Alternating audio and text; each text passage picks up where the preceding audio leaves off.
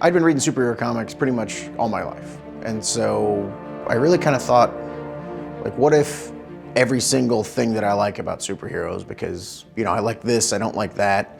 You know, there are certain very popular tropes that I just am not too into. You know, I was like, let's try and boil all that stuff down into one comic. And I was like, you know, there's not, you know, when I was a kid, like I loved, you know, reading books about kids that were kind of my age. And so I thought, you know, this might be the time to like do another teen superhero.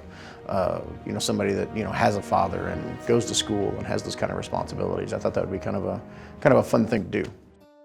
Originally, you know, my plan was that I wanted Invincible to go on forever. You know, traditionally a superhero comic, you know, if they're successful, will go on for decades and decades and decades, and creative teams will change many times over the course of those years. Like, my biggest hope in life when it comes to Invincible was that I would one day in my 60s be reading Invincible like 532, going, well, these kids don't understand Invincible. This is bullshit. What is this crap? I hate this book now. But it'd still be going. And as I got deeper and deeper into the story, and as things continued year after year after year, like a story started emerging in my head that had a beginning, middle, and an end. And I started to realize that I could keep the book going, and I could pass it along to another creative team. I mean, Corey and I have been working on things since the beginning, and Ryan's done over 100 issues of the book, and, you know, we're all starting to feel like, you know, like it's time to move on, you know? Like, Ryan's like, I might want to draw some other things in my life before I die. And so while all this is going on, I'm like,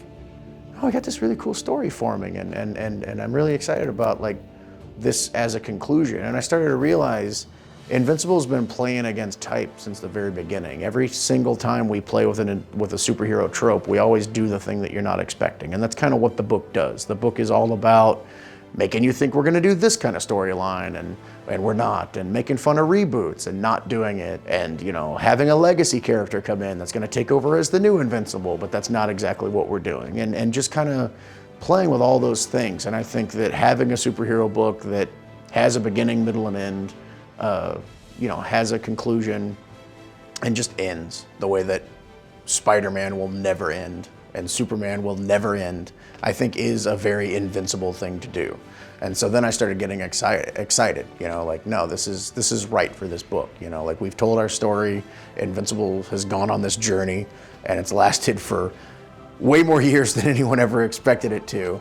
And, you know, there is a thing to be said about hopefully going out on top and giving people a satisfying conclusion, which, you know, Invincible should be the only superhero comic that gives you a satisfying conclusion. I like that. I'll take that.